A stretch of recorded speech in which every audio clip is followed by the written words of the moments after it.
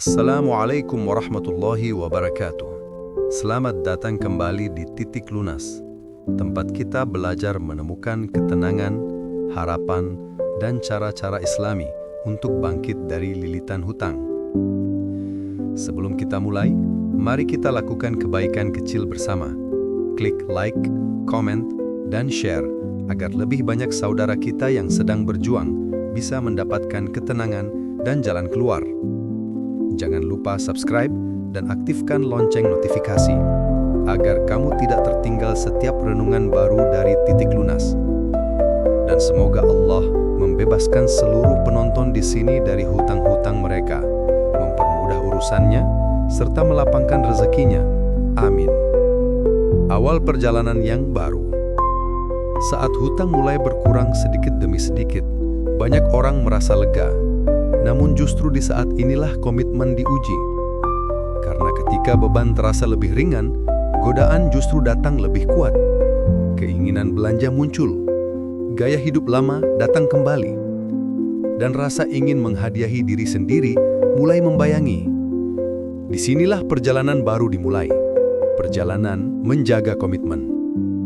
Ketika kelengahan menjadi pintu hutang baru, banyak orang hampir mencapai titik lunas, lalu tergoda mengambil hutang baru hanya karena merasa sudah aman.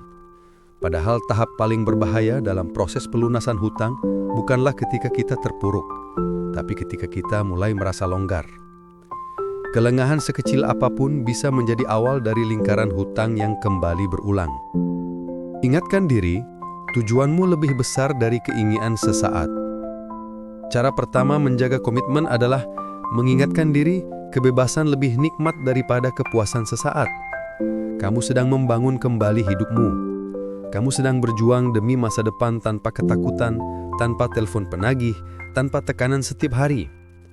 Tidak ada barang, liburan, atau gaya hidup apapun yang sebanding dengan ketenangan setelah benar-benar lunas. Catat progres, rasakan perubahannya. Menjaga komitmen lebih mudah saat kamu bisa melihat hasilnya. Tuliskan total hutang awal, berapa yang sudah dibayar, berapa yang tersisa, dan bagaimana hidupmu berubah sedikit demi sedikit. Setiap angka yang berkurang adalah bukti nyata perjuanganmu. Setiap cicilan yang terselesaikan adalah kemenangan kecil yang layak dirayakan dengan syukur, bukan pemborosan. Kenali pola godaan yang selalu terulang. Semua orang punya titik lemah. Ada yang gampang tergoda promo, ada yang suka membeli barang untuk mengobati stres. Ada yang merasa gengsi kalau hidup terlalu sederhana. Dengan mengenali polamu sendiri, kamu lebih mudah mengendalikan diri. Ketika godaan datang, kamu sudah tahu, aku sedang diuji. Ini waktunya menahan diri, bukan mengikuti keinginan. Trigger gaya hidup yang sering tak kita sadari. Seringkali, bukan karena kita butuh, tapi karena kita terpicu. Melihat orang lain punya barang baru, jalan-jalan ke tempat mewah, atau makan di restoran mahal, lalu muncul keinginan untuk ikut-ikutan.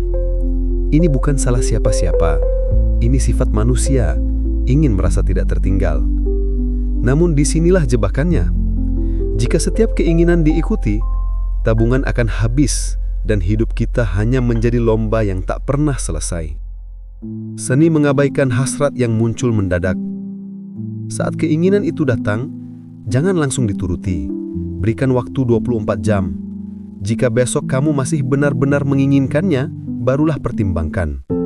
Trik sederhana ini telah menyelamatkan banyak orang dari pengeluaran impulsif. Karena yang sifatnya ingin seringkali menguap dengan sendirinya. Yang bertahan, itulah yang mungkin memang kamu butuhkan. Mengubah fokus dari konsumsi ke kualitas hidup. Gaya hidup boros biasanya terjadi karena fokus kita hanya pada memiliki sesuatu. Padahal kualitas hidup lebih banyak ditentukan oleh pengalaman, kesehatan, relasi yang hangat, dan kemampuan diri yang berkembang.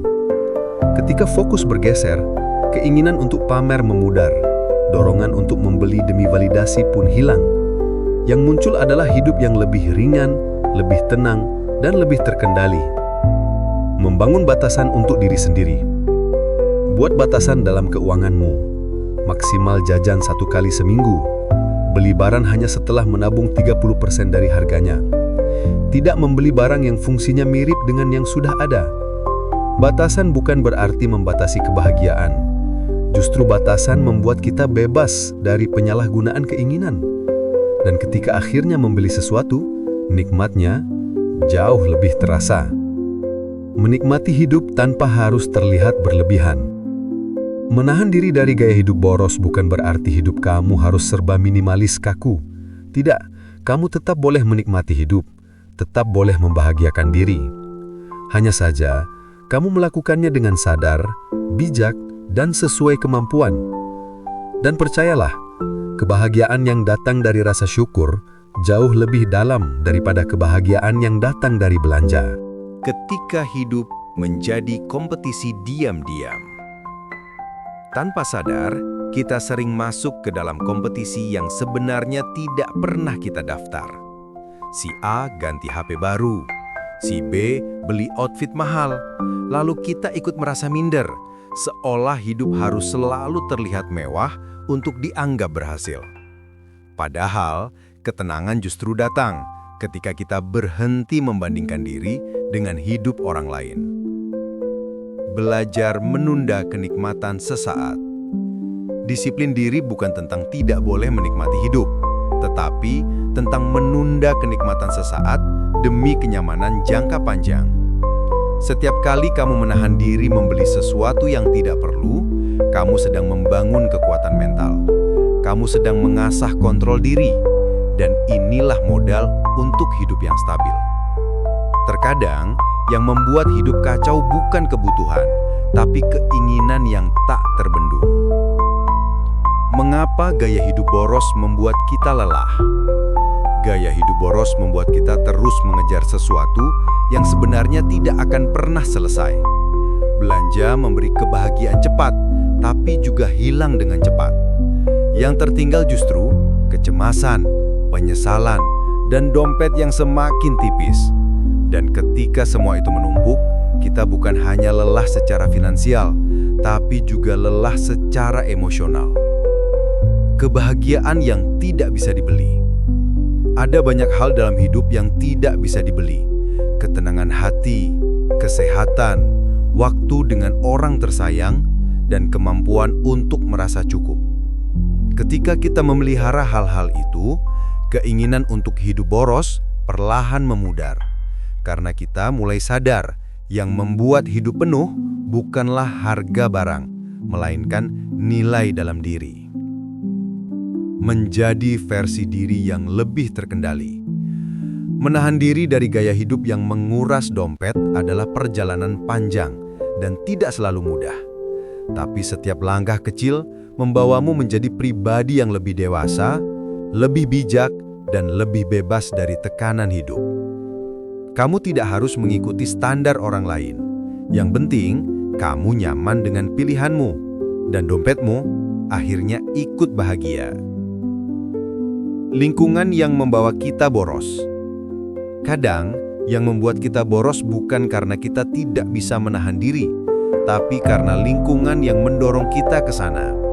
Teman-teman yang suka belanja, lingkungan kerja yang penuh gengsi, atau circle pertemanan yang memaksa kita untuk selalu ikut. Padahal, tidak semua lingkungan perlu kita ikuti.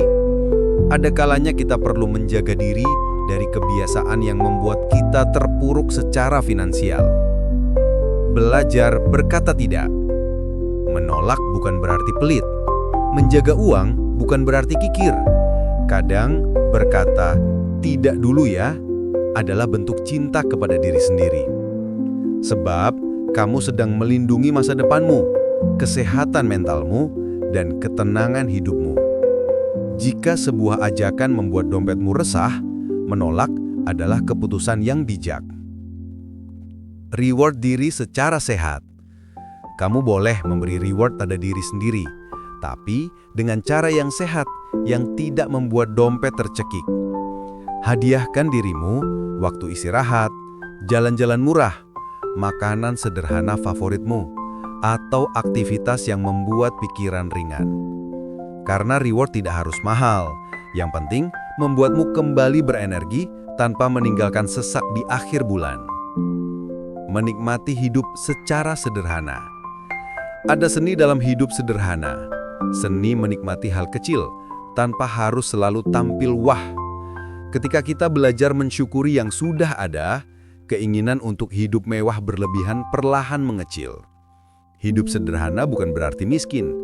Justru disitulah letak kekayaan batin. Karena kita tidak tergantung pada validasi siapapun. Dan pada akhirnya, menahan diri dari gaya hidup yang menguras dompet adalah bentuk kedewasaan finansial yang akan membawamu pada ketenangan jangka panjang. Mari kita akhiri dengan doa sederhana. Ya Allah, lapangkanlah rezeki kami, jauhkanlah kami dari sifat boros, berikanlah kami kekuatan untuk menahan diri, dan tuntunlah kami menuju hidup yang lebih tenang, lebih sederhana, dan lebih berkah. Amin. Jika video ini bermanfaat, dukung channel Titik Lunas dengan like, komentar, dan subscribe, agar semakin banyak orang yang mendapatkan kedamaian dalam perjalanan menuju kebebasan finansial.